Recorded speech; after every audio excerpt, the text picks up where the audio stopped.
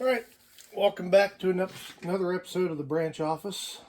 Today's project, we're going to be replacing spark plugs and coils on a 2008 or 2009 Porsche Cayenne 4.8 liter non-turbo engine. Started having a misfire on the number 1 and number 4 cylinders, so decided to order a couple coils and a set of spark plugs. Wasn't able to start recording right away, so I did the disassembly off camera, but I will do the assembly on camera, so you'll get a gist of what it actually takes to get into the plugs. Most importantly, one of the tools that I would highly suggest that you acquire if you're going to attempt to do spark plugs on this particular vehicle. It's just a long extended spark plug tool that's magnetic in the end, so it holds the plug in there.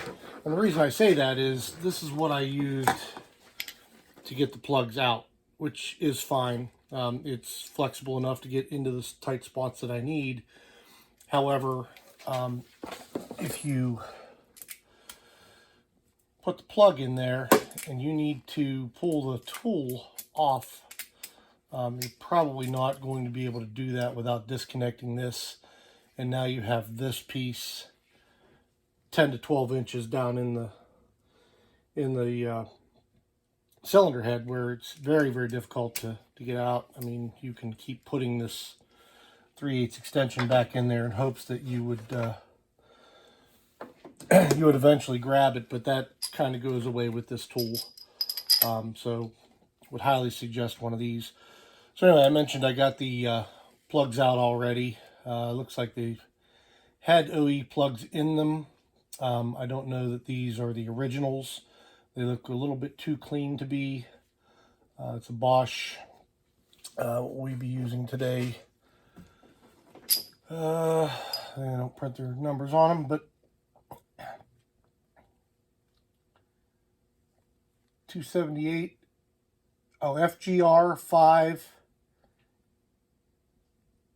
5N.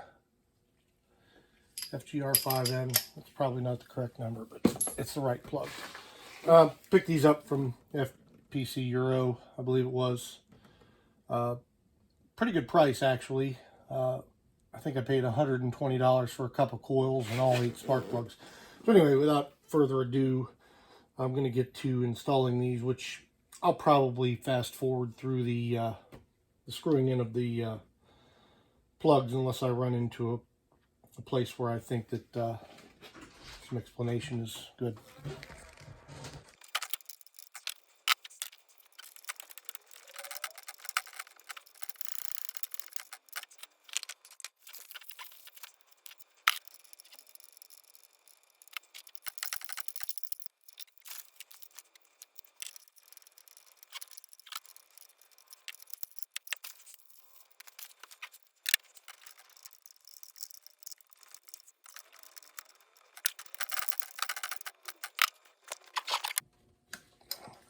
Same thing on that one.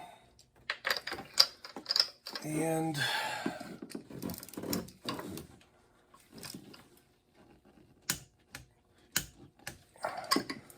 click with a little extra. Retrieve our tools. And that just about does the spark plug installation. What we have to do next would be to replace the coil, which I'm doing 2 of them. I really should have done all 8, but I had other projects in the works, so this is more of a repair than it is a maintenance. These are the Beru, B-E-R-U coils. Do believe they are the OEM coil from Beru. They look very similar. Imagine some changes have been made since the 2009 model. but should give you OEM performance out of it. I can't really find a part number on here that would indicate that it was actually a Porsche part. But anyhow, there you go. We're putting the same name brand that looks the same, smells the same, tastes the same into the same. The other thing to note is these do come with some dielectric grease in there already, so don't muddy up your system and put extra dielectric grease on it. The little bit that's on there is plenty for what we're doing, and it'll do just fine. So I'm gonna do the hard one first. Get it out of the way. Shove it down on. Make sure it seats. Now this is one of the difficult things about doing it. These are the bolts, for lack of a better word, that hold those coils in. And they are an inverted Torx, I believe, or European Torx it may be called. This is an E12, and you see that fits quite well. Little difficult to find these. I've got a set at work, and I've got a cheap set here at home. Fortunately, I did have the right size to do this. So you just want to start this by hand. You don't want to strip anything out with what you're doing here. If you notice, even though I was fast forwarding over it, I did do all of the plugs by hand. So there's a torque spec on these, and that was it right there. Tighten that down, take your plug,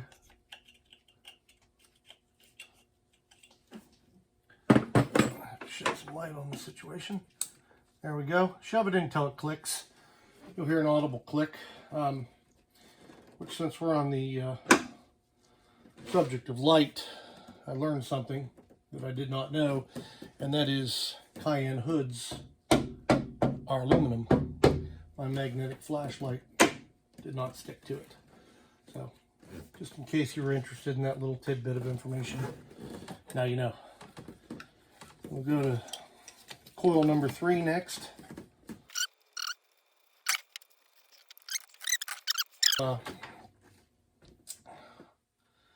Tell you that the reason that I'm doing this is I had a misfire. I just kind of came on all of a sudden, sitting at a red light, and I felt a little shudder, almost like somebody bumped into the rear bumper.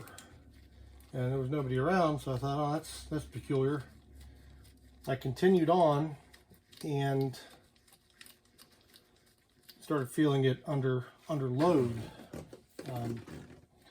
I looked down and the check engine light was on, and it was flashing, which is the worst kind of check engine light you could want. So I was fairly close to home. I know you're not supposed to drive it with a catalyst monitoring light blinking at you, but I was close, and I didn't really feel like the tow with my 6-year-old with me. So we made it home. Immediately went in,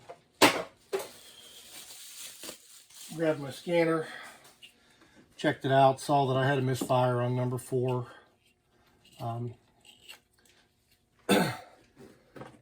And occasionally on number 1. Number 1 could have been because of number 4, but it also had some misfire data present. So that, well, I'm in there, I may as well take care of it all. At least what's wrong. Taking care of it all would have been the smart thing to do, which would have included all 8 coils. A little bit embarrassed that I'm not doing all 8 of them, but like I said, this turned out to be more of a repair than a maintenance item. You really want to do these when it's still maintenance. I think I've got 130,000 on this Cayenne.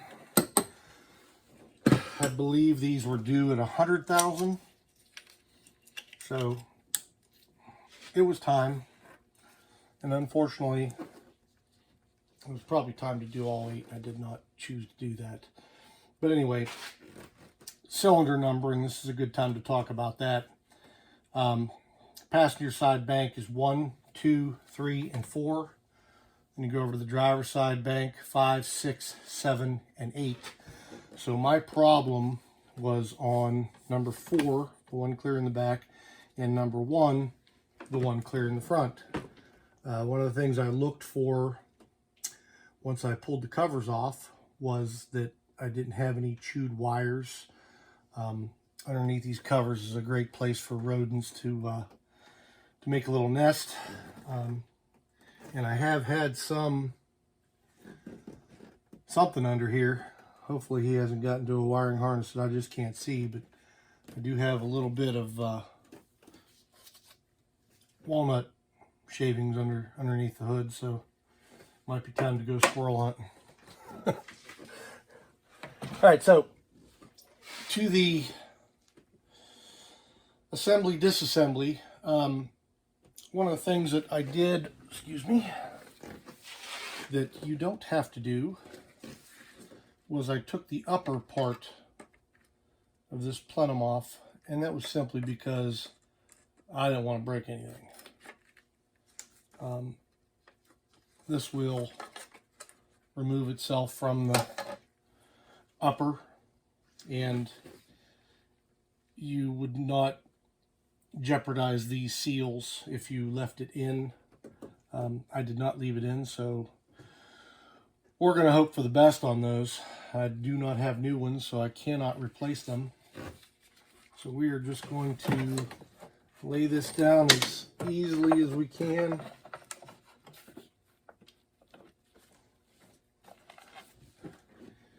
And then we're going to grab our torque spit, if it's still out. There's 2, I believe they're T30s that hold this tray in.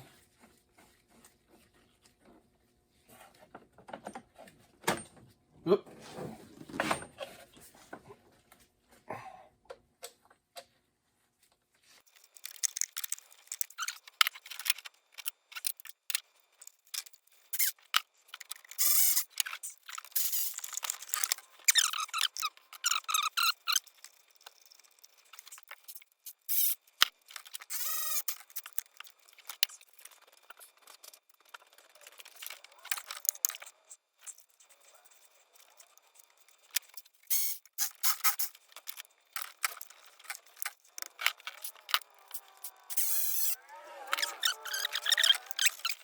So that part of it's done. Had a little trouble with the torque spits there. A little concerned about that back one. I may have to pull this plastic off of here. If I have any sort of PCV problem, I'm going to have to order those 3 or 4 gaskets that are under that and redo it. And while I'm at it, I would just simply order those 2 bolts because they do not look long for this world. So this, just a big hunk of plastic. You got a small tab here, 3 big tabs here. Small tab obviously fits in the small tab towards the back, and the other ones all have tabs that they'll fit into. Got a coolant hose that's in the way back here, but you can just pull that up out.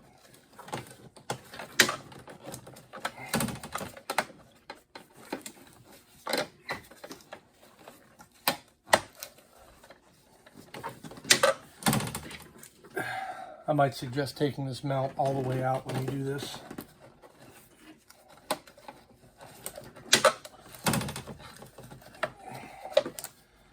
it is a problem. All right, so kind of hinges in there. It's pretty simple. Probably a lot simpler than I just made it. Stick them in there. I believe those are threading into the top of those bolts that hold the coils in.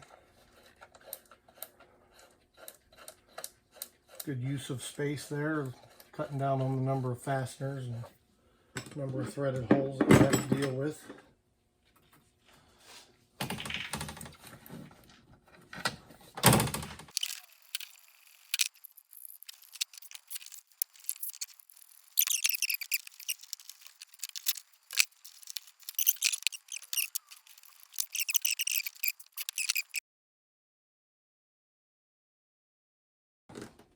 So that gets the covers back on. Everything seems to be in order. Coolant tube has a little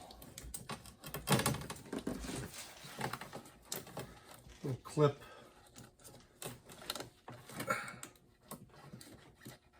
Clips on to keep itself out of the way. Oh, not there.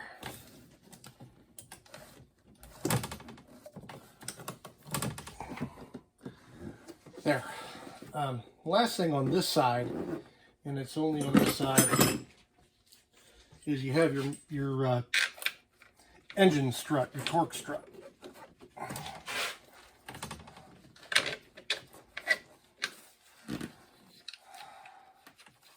Just a couple 16 millimeter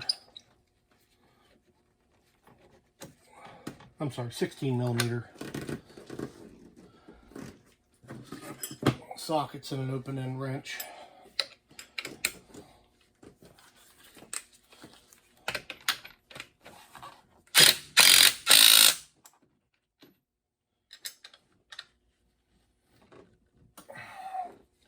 Click.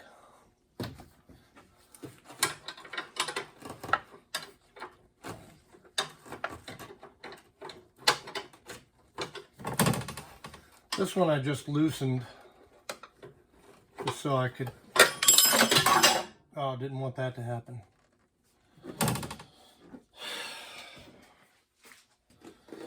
Well, we're gonna have to fish for that off camera. We don't have time for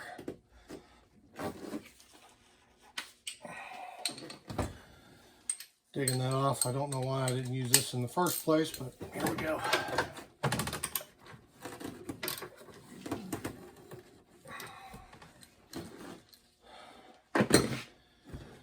And that's it for that side.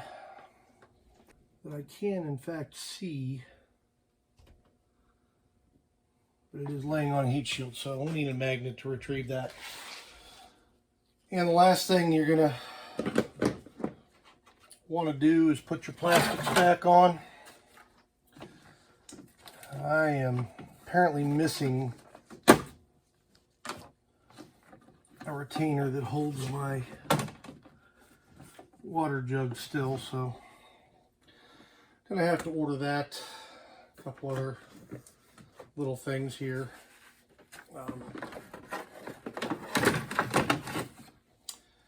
Plastics sure do make the engine compartment look nice, but man, they're sure a pain when you gotta do anything. You gotta spend an hour unclipping 400 things.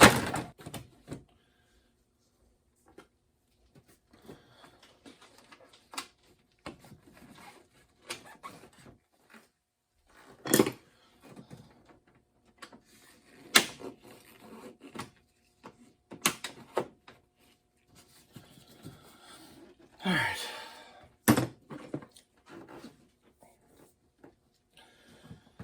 Anyway, two clips, one here, and then a bolt that goes in the side over here.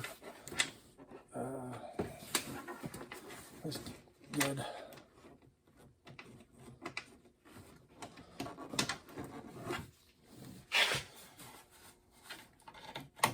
Maybe here.